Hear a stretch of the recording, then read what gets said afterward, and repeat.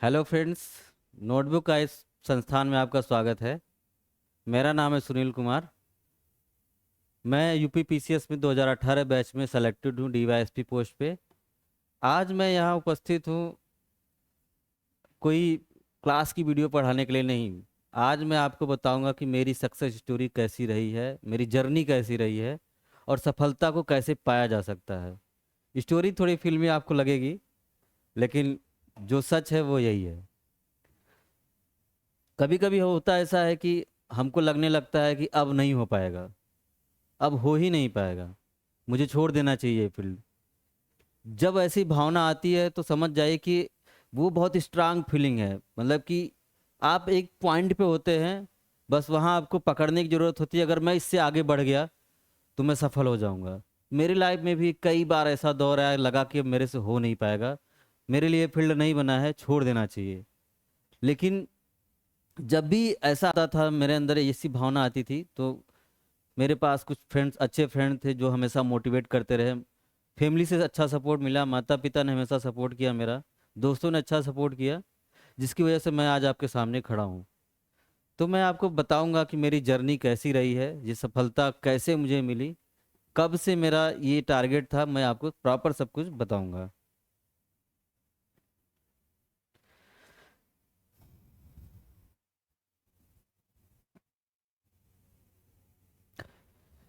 ये कहानी शुरू होती है सन 2014 से।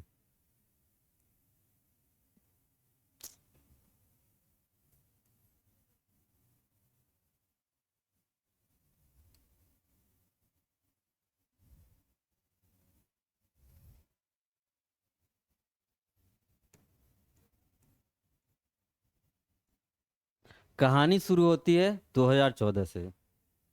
इससे पहले भी मैं स्कूल टाइम में अपना पढ़ता था, लेकिन उतना ध्यान से मैं नहीं पढ़ता था। यूपीएससी के लिए मैं नहीं पढ़ता था, बस ये था दिमाग में कि मुझे यूपीएससी क्वालिफाई करना है, मैं टारगेट बना लिया था। मैं जवाहर नवोदय विद्यालय से पढ़ा हूँ। तो वहाँ पे हमारे एक सीनियर भैया आए हुए थे, वो इस समय एसडीएम थे। उनकी पोस्टिंग हमारे आसपास ही थी, तो वो आए हुए थे। तो पहली बार जब मैंने उन्हें देखा था तो वो रेड लाइट वाली गाड़ी में आए हुए थे, एम्बेसडर कार में। तो देख के ऐसा लगा, उनको इतना मतलब फैसिलिटी मिली हुई थी, इतना लोग उनको, उनके मतलब ऑटोग्राफ लेने के लिए लोग परेशान थे। तो मुझे लगा कि लाइफ हो तो ऐसी हो। तो अंदर से एक फीलिंग आई कि मुझे भी ऐसा ही बनना है। तब मुझे ये नहीं पता था कि यूपीएससी क्या होता है या पीसीएस क्या होता है, ये सब चीज़ें मुझे नहीं पता थी। उस समय मैं क्लास 9th में था। मैं उसके बारे में धीरे धीरे जानना शुरू किया कि ये क्या है, ये भैया कौन है, किस फील्ड में है, कैसे मतलब ये यहाँ तक पहुँचे हैं। मैं धीरे धीरे जानना शुरू किया, मैंने अपने टीचरों से पूछना शुरू किया। तो वो बताया कि ये एसडीएम पोस्ट पे हैं और ये बहुत बड़ा पोस्ट होता है, इसका एग्ज़ाम होता है। मुझे ये सब कुछ नहीं पता था, तो टीचरों ने भी थोड़ा हमें सपोर्ट किया, बताया कि ये इसका एग्ज़ाम होता है। तब उस समय मेरे दिमाग में आया कि मुझे यही बनना है, चाहे कुछ भी हो जाए मुझे यही बनना है। तो मैंने अपना टारगेट फिक्स कर लिया कि मुझे अब मतलब कि एसडीएम ही बनना है। मुझे ये नहीं पता था कि एसडीएम से बड़ा भी कोई अधिकारी होता है। बस मुझे ये पता था कि एसडीएम बनना है मुझे। मैं 2012 में इंटर पास आउट होता हूँ और फिर मैं बनारस हिंदू यूनिवर्सिटी से पढ़ा हुआ हूँ। 2013 में मेरा एडमिशन बनारस हिंदू यूनिवर्सिटी में होता है। एक साल मुझे यूनिवर्सिटी को समझने में लग गया, तो फिर मैं अपना प्लान बना नहीं पाया प्रॉपर। लेकिन 2014 में मैंने अपना प्लान बनाया कि मुझे यूपीएससी निकालनी है। उसके लिए मैंने सिलेबस वगैरह डाउनलोड किया, मतलब बुक्स लिया। और उसके बाद मैं कई अपने सीनियरों से भी मिला जो हमको गाइड किए कि कैसे क्या करना है। फिर वहाँ पे एक छोटी कोचिंग थी, उसे मैंने ज्वाइन किया। मेरा सुबह शाम का बैच था। सुबह मैं 6:30 बजे उठता था। 7 बजे से मेरी कोचिंग रहती थी, 7 से 8:30। फिर 9 से मेरा कॉलेज होता था, तो मैं सीधे कॉलेज चला जाता था। फिर 9 से 4 मेरा कॉलेज होता था। 4 बजे के बाद फिर 6:30 से 8 तक मेरी कोचिंग होती थी। तो मेरा शेड्यूल बहुत ही मतलब क्या कह सकते हैं, एकदम पैक्ड हो गया था। मैं और कुछ सोच ही नहीं पाता था। सुबह शाम कोचिंग था और दोपहर में मेरा पूरा 9 से 4 बजे तक कॉलेज था। और चीज़ के लिए मुझे टाइम ही नहीं मिल पाता था। फिर मैं 2015 में ग्रेजुएशन पास आउट होता हूँ। यहाँ से मैं अपनी जर्नी शुरू किया 2014 से। कोचिंग लेना शुरू किया, वहाँ मैंने सी सेट वगैरह पढ़ा। जीएस के भी कुछ ठीक ठाक टीचर थे, ज्योग्राफी वगैरह मैंने पढ़ी, ग्रेजुएशन मेरी ज्योग्राफी थी ऑलरेडी, तो ज्योग्राफी मुझे प्रॉब्लम नहीं हुआ।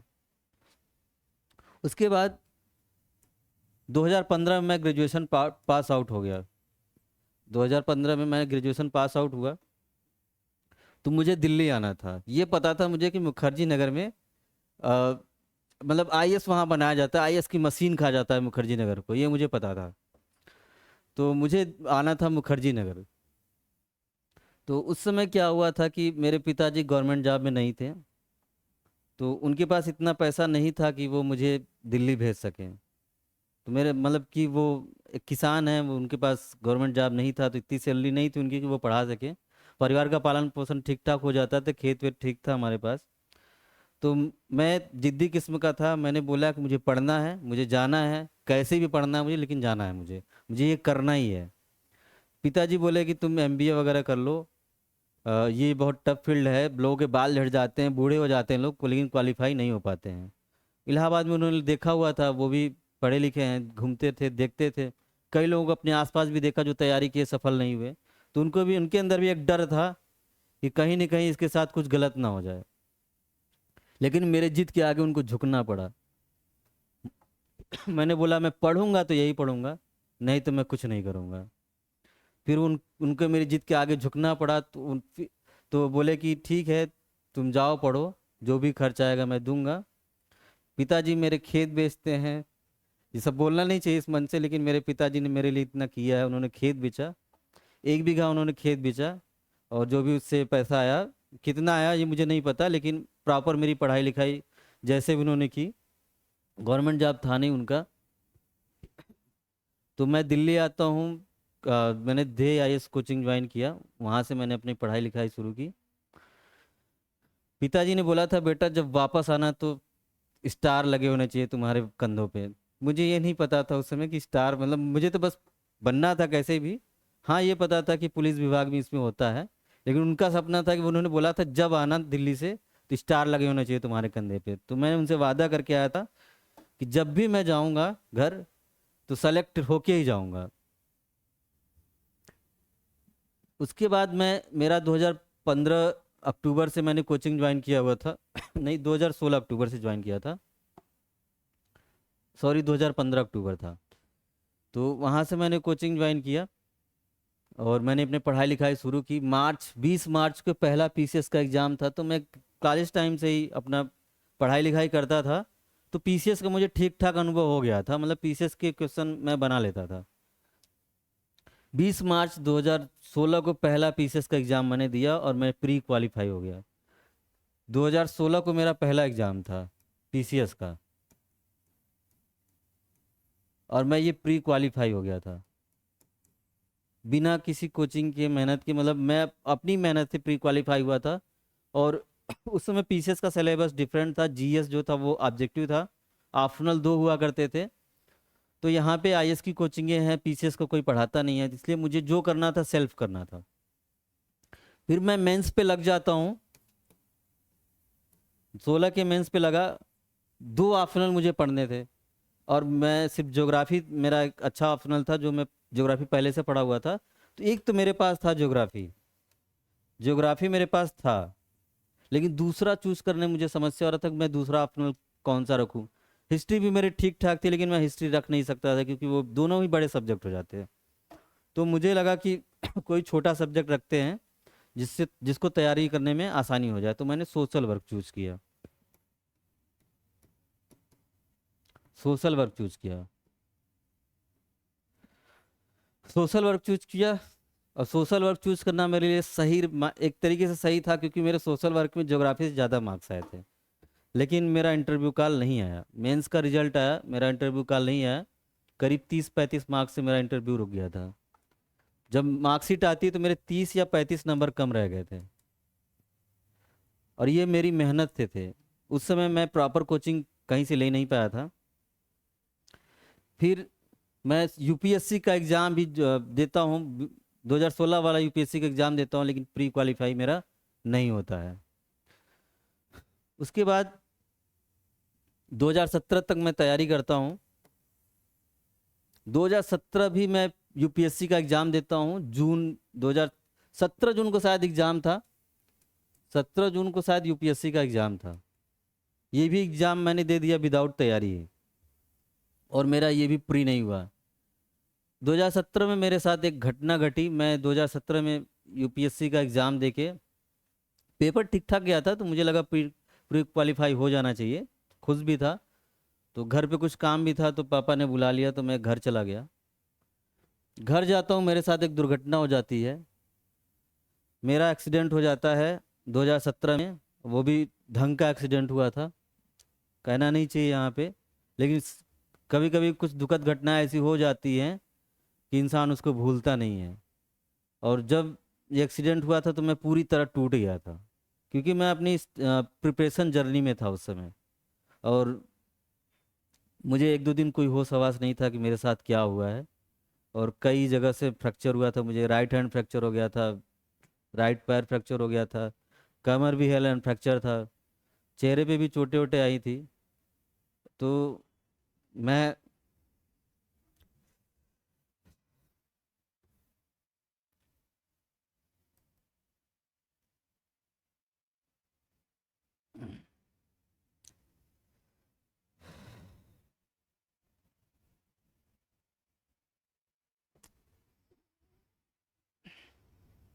सॉरी।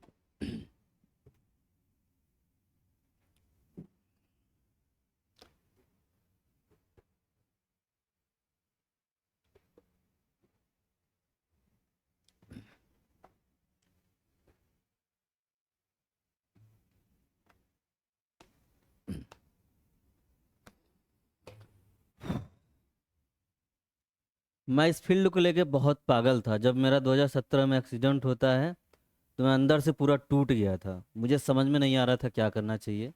थोड़ा मैं इमोशनल हो गया। वो फेज़ मैं याद नहीं करना चाहता हूँ, लेकिन मैं आपके साथ एक्सपीरियंस शेयर करना चाह रहा था। ये हर किसी के साथ हो जाता है। पूरे 2 महीने में बेड रेस्ट पे था। मैं अपने से कुछ भी नहीं कर सकता था, ना मैं खा सकता था। बाकी डेली रूटीन का भी मैं कोई काम अपने से नहीं कर पाता था। लेकिन मेरे अंदर इतनी हिम्मत नहीं आ रही थी कि मैं, मुझे लगता था कि मैं अब कुछ नहीं कर पाऊंगा जीवन में, अपने अपने पैर पे भी नहीं खड़ा हो पाऊंगा। पूरी तरह टूट गया था मैं, मुझे समझ में नहीं आ रहा था क्या करना चाहिए। मेरा किसी से बात करने का भी इच्छा नहीं होता था। सारे दोस्त परेशान थे, ये कहाँ है, फ़ोन क्यों नहीं उठा रहा है। मैंने किसी को बताया भी नहीं था कि ऐसा मेरे साथ घटना हो गया है। 2 ढाई महीने बाद जब थोड़ा पैर वैर मेरा ठीक होता है, उठना बैठना मैं शुरू कर देता हूँ, तो थोड़ा मुझे ठीक लगता है। फिर मैं सबको बताता हूँ कि मेरे साथ ये दुर्घटना हो गई है।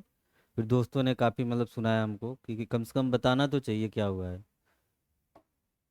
शुरू के कुछ दिन तो मैं बोलने की भी हालत में नहीं था। लेकिन खैर जो हुआ सो हुआ। फिर 2017 पीसीएस का फॉर्म मैंने डाला हुआ था पहले ही, उसके बाद ये सब घटनाएं हुई थी। शायद अगस्त या सितंबर में, अगस्त में शायद एग्ज़ाम था 2017 का। अगस्त या सितंबर में शायद था, क्लियर नहीं याद है हमको, 17 वाला। तो उस समय मैं जाने की हालत में नहीं था कि मैं जाके पेपर दे सकूं। लेकिन अंदर से इच्छा आ रही थी कि मुझे पेपर देना चाहिए। घर वाले भी मना किए कि पेपर देने मत जाओ, अभी तुम पूरी तरह ठीक नहीं हो। जून में एक्सीडेंट हुआ था, सितंबर में पेपर था, सितंबर में ही था शायद। लेकिन मैं अपने छोटे भाई को लेके टिकट बुक किया, रिजर्वेशन किया, मैं गया। आगरा मेरा सेंटर था, दिल्ली में ही था मैं तभी फॉर्म डाल दिया था। आगरा मेरा सेंटर दिया हुआ था। मैं गया वहाँ पे पेपर देने। मैं उस समय चल भी नहीं पा रहा था, किसी तरह मैं गया था वहाँ पे।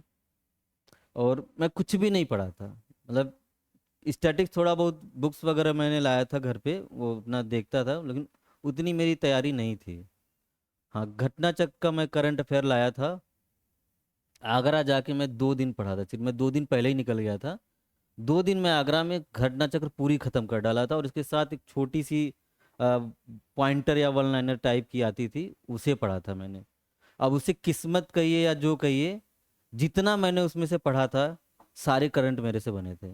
और वो पॉइंटर से भी लगभग चीज़ें बन गई थी। और जब मैं एग्ज़ाम दे के बाहर निकलता हूँ, सी सैट में मुझे प्रॉब्लम नहीं थी, सी सैट मेरा पहले से ही सही है। मैंने उसका प्रैक्टिस भी नहीं किया था। मेरा सी सेट बहुत अच्छा था पीसीएस का, अब भी मैं पढ़ता नहीं, मेरा हो जाता है। तो एक चीज़ बताना चाहूँगा मैं आपको कि उसमें मेरा राइट हैंड फ्रैक्चर था। मैं राइट हैंड से गोला भी नहीं लगा सकता था। मैंने लेफ्ट हैंड से गोला लगाया था, मैंने प्रैक्टिस किया था घर पे। तो ये सब मैंने अपनी जर्नी में किया है, लेफ्ट हैंड से मैंने गोला लगाया। और उस समय 17 तक माइनस मार्किंग नहीं था, तो मैंने 150 में 150 क्वेश्चन अटेंड किए थे सारे, छोड़ा नहीं था मैंने एक भी। और सी सैट भी मैंने 100 अटेंड किए थे पूरे। फिर मैं आता हूँ, घर आता हूँ अपना एग्ज़ाम एग्ज़ाम दे के। तो एग्ज़ाम रूम से बाहर निकला तो सबके फेस लटके हुए थे, चेहरे लटके हुए थे, तो मुझे लगा कि हो सकता है पेपर टफ होगा। मुझे तो वैसे भी नहीं कुछ समझ में आ रहा था पेपर देने के बाद, मैं तो पढ़ा ही नहीं था। सबका वैसा हाल था, सबके फेस लटके हुए थे। तो फिर मैं अपने दोस्तों को फ़ोन किया कि क्या स्थिति रही पेपर की।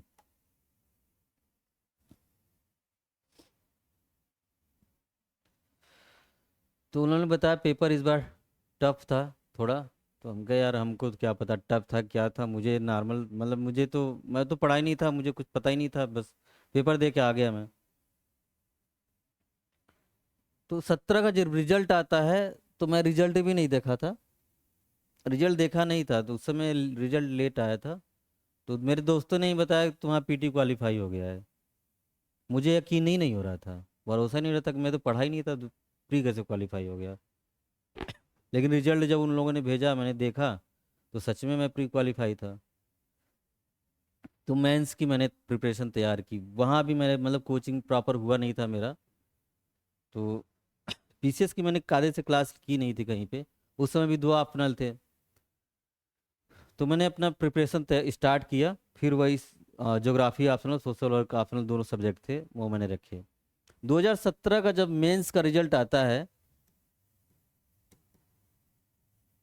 2017 का जब मेंस का रिजल्ट आया, तो मेरे इंटरव्यू कॉल 5 मार्क्स से नहीं आए थे, सिर्फ 5 नंबर से मेरे रुके थे इंटरव्यू कॉल। ये मेरा मोटिवेशन बन गया, ये चीज़ मेरे लिए मोटिवेशन बन गई कि जब मैं ऐसी स्थिति में था कि मैं पढ़ नहीं सकता था, मैं कुछ कर नहीं सकता था, तब मेरी किस्मत यहाँ लेके आई मुझे, सिर्फ 5 नंबर से। यहाँ मैंने पूरा एफर्ट डाला था तो 30-35 मार्क्स से रुका था, यहाँ सिर्फ 5 मार्क्स से रुका। तब मेरे दोस्तों ने कहा कि सुनील 2018 तुम्हें कोई रोक नहीं पाएगा, तुम्हारा सिलेक्शन हो रहा है, वो भी अच्छे पोस्ट से हो रहा है, ये लिख के रख लेना।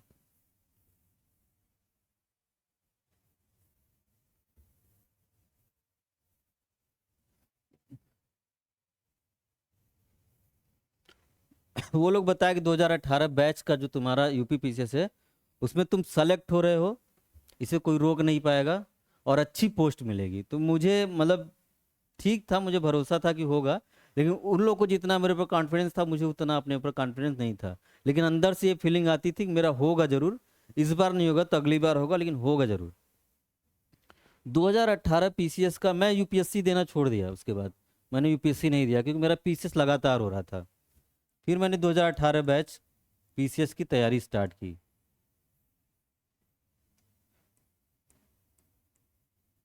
2018 की तैयारी शुरू की। 2018 के लिए मैंने जी तोड़ मेहनत किया था, मैंने कोई कमी नहीं छोड़ी थी। मुझे सिर्फ पढ़ने से मतलब था, मैं कुछ नहीं करता था, सिर्फ पढ़ता था, खाता था, पीता, सोता था। मैंने कितने घंटे पढ़ा ये मैं खुद काउंट नहीं किया हूँ। लेकिन मैं इतना जानता हूँ, मैंने हार्ड वर्क 2018 के लिए बहुत किया था। 1 साल प्रॉपर मैंने जी तोड़ मेहनत की थी, कि मुझे ये था कि मुझे सिलेक्शन लेना है।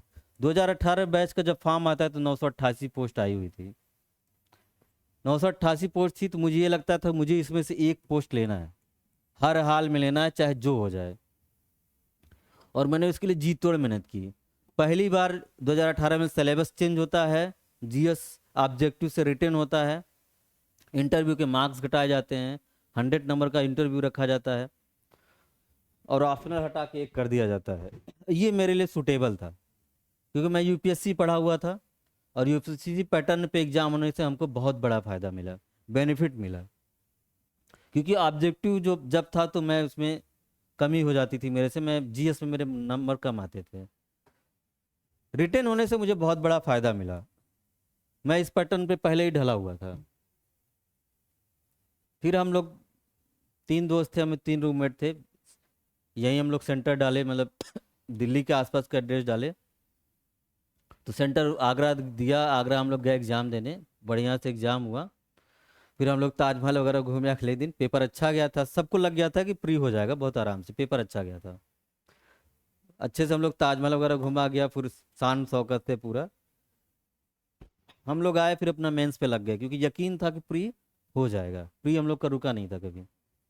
रिजल्ट आता है, प्री हम लोग का हो जाता है, अब मेंस पे हम लोग पहले से ही लगे हुए थे कायदे से।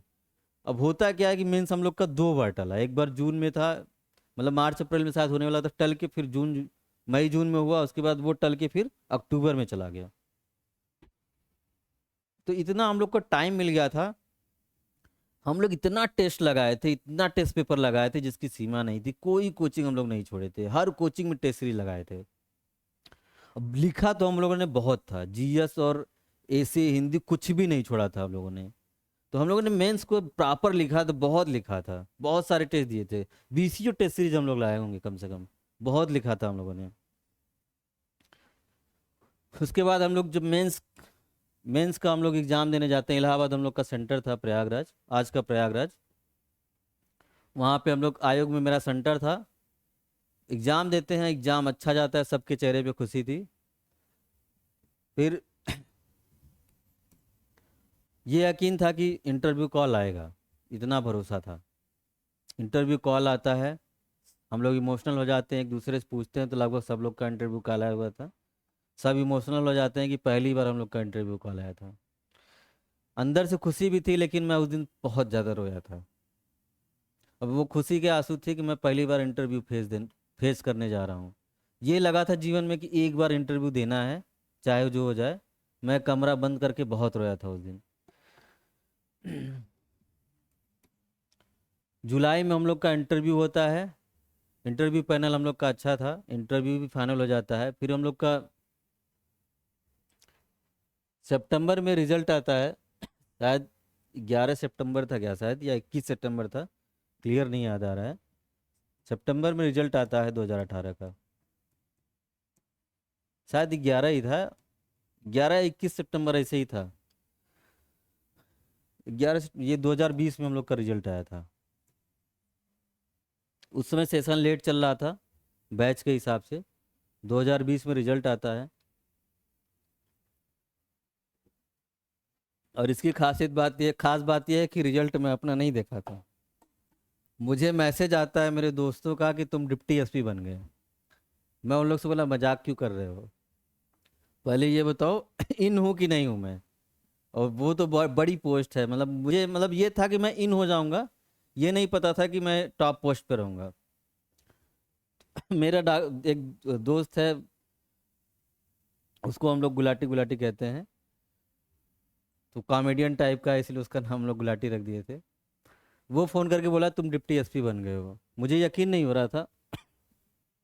फिर वो रिजल्ट भेजता है, रिजल्ट में देखता हूँ मेरा नाम था। फिर मैं सबका पूछता हूँ, तो उसमें मुझे निराशा लगती है कि मेरे, मतलब मेरे ग्रुप में बस मेरा हुआ था और किसी का नहीं हुआ। तो मुझे बहुत तकलीफ हुआ उस दिन कि कम से कम सबका होता तो मुझे ज़्यादा अच्छा लगता। उस दिन मैंने कोई जश्न या पार्टी वगैरह नहीं मनाई। मुझे बहुत बैड फील हो रहा था अपने दोस्तों के लिए कि पढ़ने में सब अच्छे हैं, सबका होना चाहिए, सबका होना चाहिए था एक्चुअली। फिर मम्मी पापा को मैंने बताया कि मेरा सिलेक्शन हो गया है, और घर में भाइयों को बताया, और मैंने किसी को नहीं बताया। मैंने 2 महीने तक अपना रिजल्ट छिपा के रखा था, मैंने किसी को बताया ही नहीं कि मेरा सिलेक्शन हुआ है। दोस्तों को पता था और फैमिली में पता था। मैं पब्लिसिटी नहीं चाहता था, इसलिए मैंने किसी को नहीं बताया। तो 2 महीने बाद धीरे धीरे सबको ही पता चल गया कि सिलेक्शन हो गया है। लोग पूछते थे तो मैं बोलता था, नाम तो मेरा देखते ही थे पिताजी का, मतलब रोल नंबर और नाम। तो पूछते थे तुम्हारा ही है, तुम्हारा ही है, लेकिन मैं कहता था नहीं मेरा नहीं है, रोल नंबर मेरा दूसरा था। तो मैं दूसरा रोल नंबर भेज देता था कोई। 2 महीने बाद धीरे धीरे सबको पता ही चल गया, फिर वेरिफिकेशन वगैरह होता है तो सबको पता ही चल जाता है। तो 2018 बैच में मेरा सिलेक्शन हो गया डीवाईएसपी पोस्ट पे। और अब जो भी कहिए, वास्तव में डिजर्व तो मैं करता था इसके लिए, मैंने इसके लिए बहुत मेहनत की थी। हाँ, ये नहीं पता था मुझे ये पोस्ट मिलेगी, लेकिन दिल से बहुत खुशी हुई थी। मेरे पिताजी ने जो कहा था स्टार लगा के आना, उनका सपना पूरा हो गया। स्टार मेरे कंधों पे लग गया और मुझे उसको बहुत खुशी है, मैं अपने पोस्ट से बहुत खुश हूँ। तो ये थी मेरी सक्सेस स्टोरी जर्नी, शॉर्ट में मैंने आपको बताया। साथ ही साथ मैं सबको बताना चाहूँगा कि दोस्तों देखो, होता क्या है कि हर इंसान की लाइफ में ऐसा फेज आता है कि लगेगा कि अब से आपको नहीं हो पाएगा। बहुत सारी चीज़ें होती हैं, किसी का ब्रेकअप हो जाता है तब लगता है कि मेरे अब दुनिया इसके आगे कुछ है ही नहीं, या कोई दुर्घटना हो गई या कोई घर में एक्सपायर हो गया तो उनको लगता है कि अब इसके बाद दुनिया ही नहीं। लेकिन सबकी जो लाइफ है वो इंडिविजुअल है, पर्सनल लाइफ जो है वो सबकी इंडिविजुअल है, किसी के ऊपर डिपेंडेंसी नहीं होती है कि किसी के जाने से कोई दुख होगा या फिर वो आप नहीं कर पाओगे। वो आपको खुद से मोटिवेट होना है, कोई आपको मोटिवेट नहीं कर सकता है, अपने अंदर मोटिवेशन खुद लाना होगा। आप इंडिविजुअल धरती पे आए हो और इंडिविजुअल ही सबको कुछ करना होता है। हाँ, ये है कि हमारा इमोशन जुड़ जाता है किसी न किसी के साथ, लेकिन ये तैयारी के फील्ड में है, हमेशा ध्यान रखना होगा कि इन सब चीज़ों से थोड़ा हमेशा बच के रहना चाहिए। मतलब इमोशन को कंट्रोल रखना चाहिए, ये मैं कहूँगा कि आपके पढ़ाई के आड़े कुछ नहीं आने पाए। चाहे जो भी घटना हो जाए, आप अपना पढ़ाई कभी नहीं छोड़ें। मैं अपनी लाइफ में हमेशा किया हूँ, मेरे लाइफ में भी बहुत सारी घटनाएं हुई हैं, सबकी लाइफ में होती हैं, हर फेज से मैं गुजरा हूँ, लेकिन मैंने अपनी पढ़ाई कभी नहीं छोड़ी। मैं हमेशा पढ़ा, अपना टारगेट कभी नहीं भूला मैं। तो यही है कि टारगेट इंसान को कभी भूलना नहीं चाहिए, अपना टारगेट हमेशा याद रखना चाहिए कि मेरा क्या टारगेट है। अगर टारगेट दिमाग में रहेगा तो असफलता आपको कभी हाथ नहीं लगेगी, और मोटिवेशन हमेशा अंदर से आता रहेगा कि मैं किस लिए यहाँ पे आया हूँ। ये जरूरी होता है कि मैं किस लिए आया था यहाँ पे। अगर ये आप हमेशा सोचेंगे तो कभी भी आपकी जर्नी में कोई समस्या नहीं आएगी। तो आज के लिए इतना ही दोस्तों, ये मेरी सक्सेस लाइफ की स्टोरी थी। अब इसको जो भी कह लीजिए, यही मेरी कहानी है। और मैं अपने सफलता का श्रेय जो भी है अपने दोस्तों, अपने फैमिली को देना चाहूँगा। इन लोगों ने मुझे बहुत मोटिवेट किया है, हमेशा मेरा साथ दिया है। मेरे रूममेट जो थे, मेरे दो रूममेट थे मेरे अलावा, राहुल शर्मा और सुशील कुमार पांडे, वो दोनों मुझे बहुत सपोर्ट किए हैं। मेरे दोस्तों ने मेरा सपोर्ट किया है, मेरे स्कूल के दोस्तों ने मेरा बहुत सपोर्ट किया है, और गुरुजनों का आशीर्वाद मेरे ऊपर हमेशा रहा है। और थोड़ा बहुत किस्मत कही या भगवान का आशीर्वाद कही, जो भी है वो मेरे ऊपर हमेशा बना हुआ है।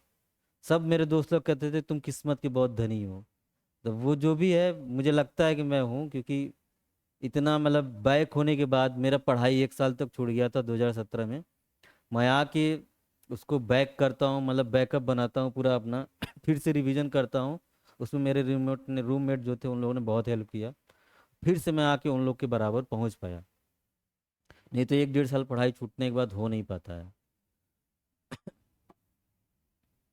मैं अपनी जर्नी को यहीं समाप्त करता हूँ, फिर कभी अगले वीडियो में मिलेंगे तो अलग स्टोरी के साथ आपको सुनाएंगे।